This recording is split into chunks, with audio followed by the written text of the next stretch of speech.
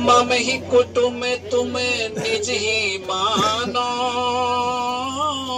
सास ससुर मात पिता जानो, पर तम वचन मम देहि भार्या, जात कुटुम संग बन ही साया। जोहार सेवा जोहार। लाडा अपना प्रथम वचन मांग रहा है लाडी से कि आप मेरे परिवार को अपना ही परिवार मानोगी और अपने सास ससुर को अपने माता पिता के समान ही आदर सम्मान दोगी। आप मुझे जात समाज परिवार के साक्ष्य में पहला वचन दीजिए। जात समाज यहाँ पे बैठा है, सभी लोग इनके सामने वचन मांग रहे हैं आपसे, क्या आप सहमत हैं? तो भाई बहुत खुशी की बात है, लाडी जी भी सहमत है। जब आप सहमत है तो मैं भी सहमत हूँ बिल्कुल। अब देखिए तो दूसरा वचन है, वो लाडा जी क्या मांग रहे हैं आपसे?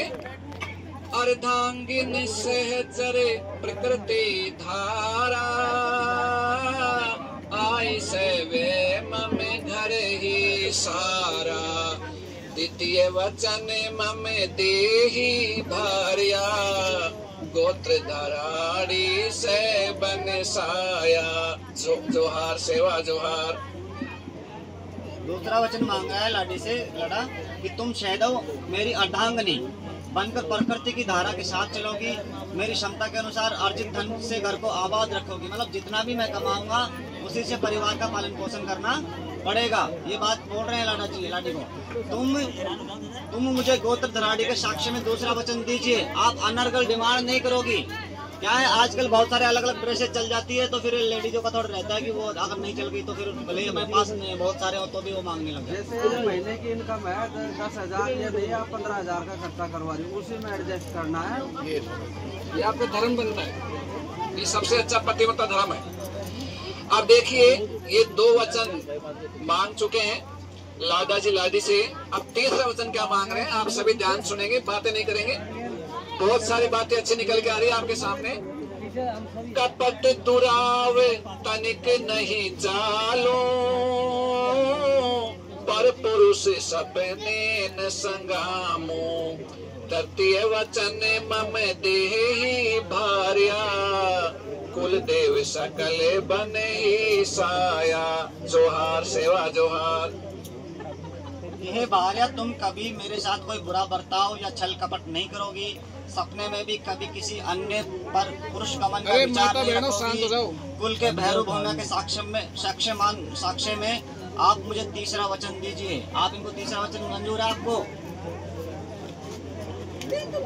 तो देखिए 3 वचन लाडा जी लाडी से मांग चुके हैं और सहमत है लाडी जी। अब आपके सामने चतुर्थ वचन।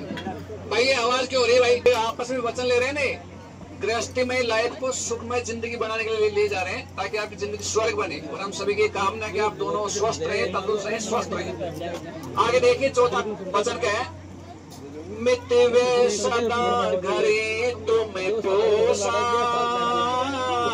श्रेष्ठ शील हर जन परितोषा, चतुर्थ वचन मम देहि भार्या, प्रकृति बन सकल ही साया। जोहार सेवा जोहार। ये पत्नी तुम सदैव आवश्यक खर्चे ही करोगी, मेरे घर का पालन पोषण करोगी, घर पर आने वाले सभी लोगों के साथ तुम मधुर मीठी सभ्य और आत्मीय व्यवहार करोगी। प्रकृति की इस तरह के साक्ष्य में तुम मुझे चौथा वचन दीजिए। आप जो भी अपने घर पे आएंगे, अपने मेहमान जो भी है, उनके साथ कभी भी दुर्व्यवहार नहीं करोगी और उनका स्वागत सत्कार करोगी।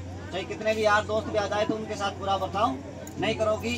चाय पानी जिसका भी हम अपने आदिवासी कल्चर में नाम लेने का रिवाज है वो आपको करना है और उनके घर का पालन पोषण करोगी और आवश्यक खर्च अनर्गल खर्च नहीं करना। ये वचन मांग रहे चौथे।